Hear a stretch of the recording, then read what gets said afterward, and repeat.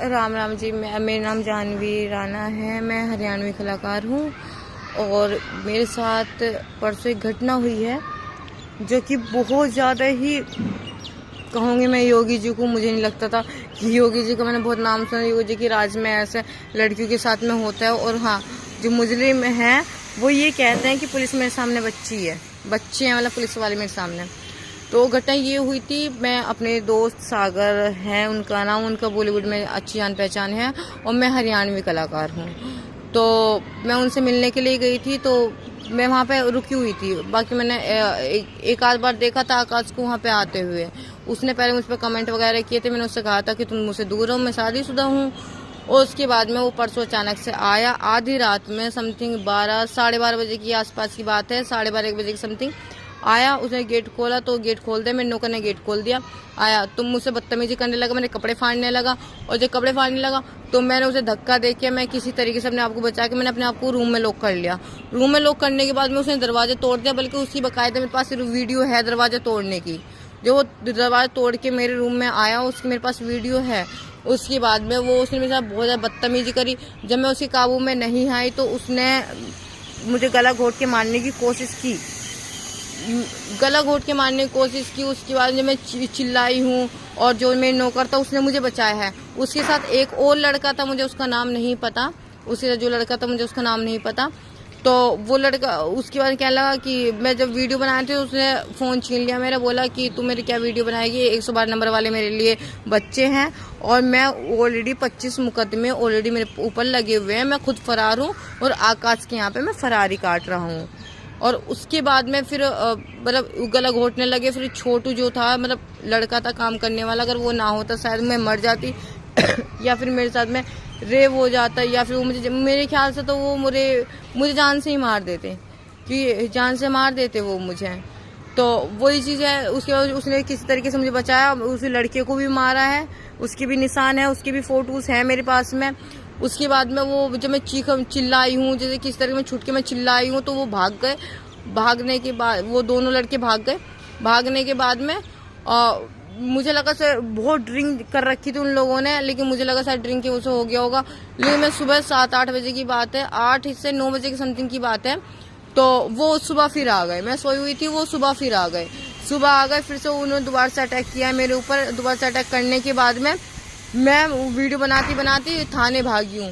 ठीक है, मैं वीडियो वो किसी दूसरे लड़के को लेके आया, एक और लड़के को लेके आया, क्योंकि रात वो दूसरे लड़के को लेके आया, फिर सुबह दूसरे लड़के को लेके आया। तो उसने उसे शांत करा, वो मुझे मारने के लिए दोबारा से अटैक कर रहा था। उसने तो दूसरे लड़के ने उसे पकड़ा कि नहीं उसे मत मारो। ठीक, तो उसके बाद में फिर मैं भागते भागते थाने गई हूँ। मैं गई हूँ समथिंग 10 बजे करीब में पहुंच गई थी। इससे पहले मैं पहुंच गई थी थाने में। वीडियो बनाते पहले मैं गेट से बाहर निकली, मैं थाने पहुंच गई थी। उस चीज़ की भी मेरे पास वीडियो है। कहते पुलिस वाले मेरे सामने बच्चे हैं, तुम वीडियो क्या बनाओगी। मैं जब थाने पहुंचे वाले पूरे दिन पुलिस वालों ने मुझे पूरे दिन बिठाए रखा। समथिंग 10 बजे लेके 4 बजे के बाद में जो SHO सर ने बोला कि मैं जब वीडियो दिखाया SHO सर को, क्या इसे ना मारते हुए थाने में लेके आओ। लेकिन ना जो हमारे दरोगा जी थे वो उन्हें बहुत प्यार से लेके आ रहे हैं, और उनके साथ में कोई नेता वेता थे, वो नेताजी आ रहे हैं, उनके साथ में एक लड़का और था वो आ रहे हैं। वो आए आराम से, बहुत प्यार से उन्हें लेके आ रहे, बहुत प्यार से लेके आए हैं। और मुझसे धमकी दी, काम करो कि तुम्हें पैसे चाहिए।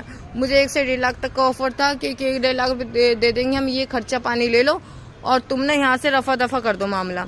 मैंने कहा देखो मैं नहीं करूँगी, क्योंकि मुझे यहाँ तक कोर्ट तक लेके जाना है।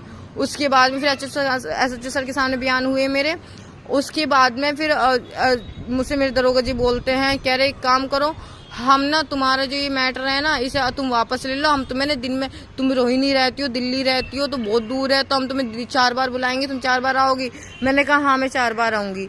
लेकिन वो कह रहे कि तुम ना केस ना वापस ले लो।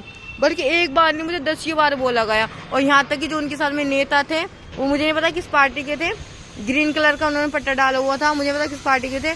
और उन्होंने मुझसे बोला कि क्या बोलते ऐसा ना हो कहीं रास्ते में चलते हुए एक्सीडेंट हो, कि मैं ये चाहूँगी कि अगर मुझे कुछ हो गया तो ये आकाश या फिर वो नेताजी का काम होगा। अगर मुझे कुछ होता है तो वो आकाश और नेताजी का काम है। ठीक, उसके बाद में मैंने कहा मैं केस वापस नहीं, कुछ भी हो जाए मैं केस वापस नहीं लूँगी, कुछ भी हो जाए मैं केस।